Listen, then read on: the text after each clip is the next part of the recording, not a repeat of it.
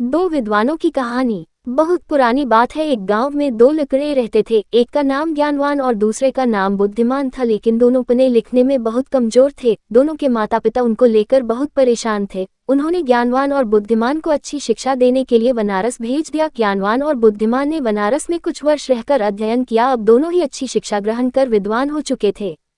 विद्वान होने के साथ ही उनमें इस बात का घमंड भी आ गया था कि वे बहुत विद्वान हैं। हर जगह दोनों ही अपने को अधिक श्रेष्ठ और दूसरे को नीचा दिखलाने का प्रयत्न करते थे। दोनों को कई बार उनके शिक्षकों ने इस बारे में समझाया, किंतु दोनों अपने को ही श्रेष्ठ समझते थे। शिक्षा खत्म होने के बाद दोनों को बनारस से अपने गांव वापस लौटना था। रास्ता बहुत लंबा था। चलते चलते उन्हें रात हो गई और उन्होंने एक गांव में अपना डेरा डाला। गांव के जमींदार को पता चला कि उनके गांव में बनारस के विद्वान आए हुए हैं। जमींदार साहब ने दोनों विद्वानों को रात्रि विश्राम और भोजन के लिए अपने घर आमंत्रित किया। ज्ञानवान और बुद्धिमान दोनों जमींदार के घर आ गए।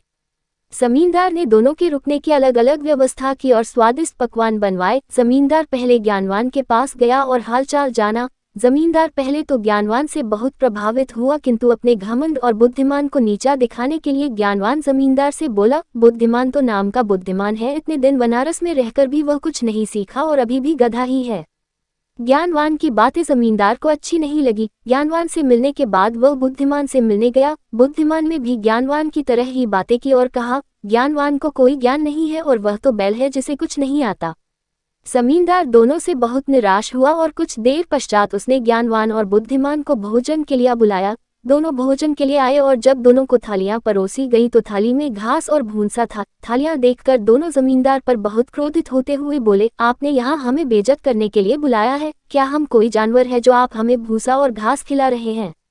जमींदार हाथ जोड़कर बोला, मान्यवर, आप विद्वान हैं और मेरे मेहमान हैं। मेरा उद्देश्य आपके बेइज्जती करना नहीं है। आप दोनों ही विद्वान होकर एक दूसरे को बैल और गधा बोल रहे थे, इसलिए बैल और गधे का जो भोजन पसंद है मैंने आपको भी वही भोजन परोस दिया।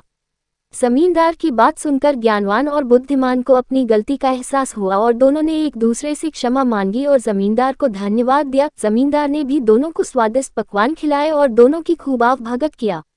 शिक्षा कोई कितना ही बड़ा विद्वान क्यों न हो, अगर दूसरे को नीचा दिखलाने का प्रयत्न करता है तो उसे भी नीचा देखना पड़ता है।